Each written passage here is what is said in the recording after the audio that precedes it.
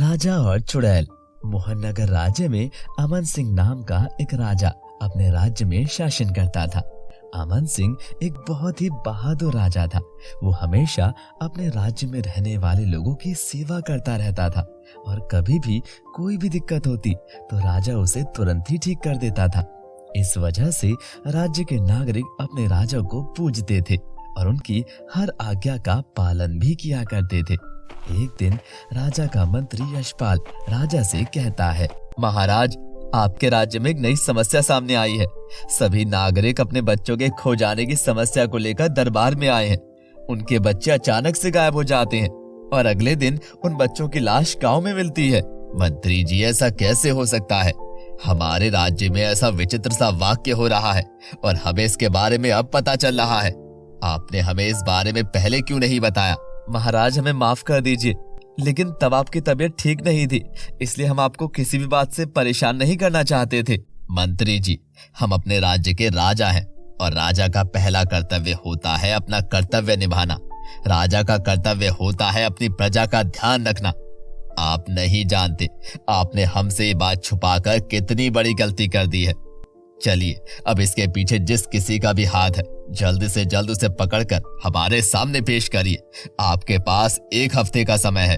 मंत्री सभी सिपाहियों से कहकर बच्चों को गायब करने वालों को पकड़ने में लगवा देता है, लेकिन सिपाहियों को कुछ भी पता नहीं चल पाता।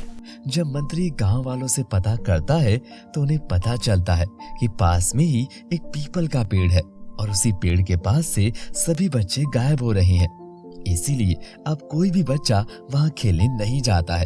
मंत्री ये बात अपने राजा को बता देता है।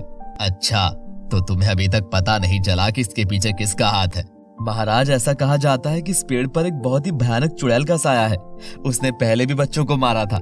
पहले वहां पर कोई भी नहीं जाता था, लेकिन जब से वहां पर नए घर बने हैं, उनके बच्चों के साथ ऐसा हो गया। चाहे चुड़ैल हो या कोई आदमी, अब मुझे ही कुछ करना होगा, वरना मेरी प्रजा का अपने राजा के ऊपर से विश्वास उठ जाएगा और मैं ऐसा कभी नहीं होने दूंगा। अगले दिन राजा अपनी प्रजा को विश्वास दिलवाता है कि वो जल्दी सब ठीक कर देगा और वो रात को अपने बेटे मदन सिंह को कहता है कि वो इस पीपल के पेड़ के पास जाकर खेले। तभी रानी राजा की बात सुन लेती है। नहीं, मैं अपने बच्चों की बलि नहीं चढ़ने दूंगी। आप एक राजा हैं, आप अपना कर्तव्य निभाएं, लेकिन मुझे और मेरे बच्चों को अपने बीच में लाने की कोशिश भी मत करिए। पायल, ये प्रजा ही हमारी सब कुछ है और इनका ख्याल रखना मेरा धर्म है। इसके लिए चाहे मुझे कुछ भी करना हो, मैं करूँगा। लेकिन मैं अपने बच्चों की बलि नहीं चढ़ने दूंगी। अगले दिन राजा अपने बच्चे को लेकर महल से बाहर आ जाता है और उसी पेड़ के पास उसे ले जाता है और वहां पर छोड़ देता है। राजा का बेटा वहां पर खेलने लगता है। तभी पेड़ से एक बहुत ही भयानक चुड़ैल नीचे उतर कर आती है। इसे देखकर राजा और सभी सिपाही चौंक जाती हैं। जैसे ही चुड़ैल बच्चे को उठाकर जा रही थी, तभी वहां पर राजा अपनी तलवार लेकर सामने आ जाता है और चुड़ैल से कहता है, मेरे बच्चे को छोड़ दे, वरना तुझे अपनी तलवार से अभी काट दूंगा। अच्छा, तो फिर आजमा कर देख ले।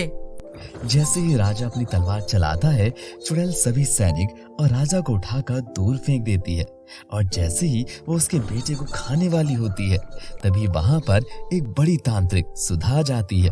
वो अपने तंत्र मंत्र पढ़ने लगती है, जिससे चुड़ैल तांत्रिक पर हमला कर देती है।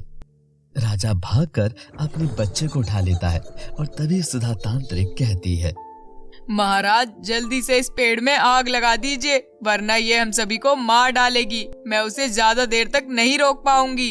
राजा फौरन मिट्टी का तेल डालकर पेड़ में आग लगा देता है, जिससे चुड़ैल वहीं भस्म हो जाती है और सभी गांव वालों को उस चुड़ैल से छुटकारा मिल जाता है और सभी राजा का धन्यवाद करते हैं और खुशी से रहते हैं।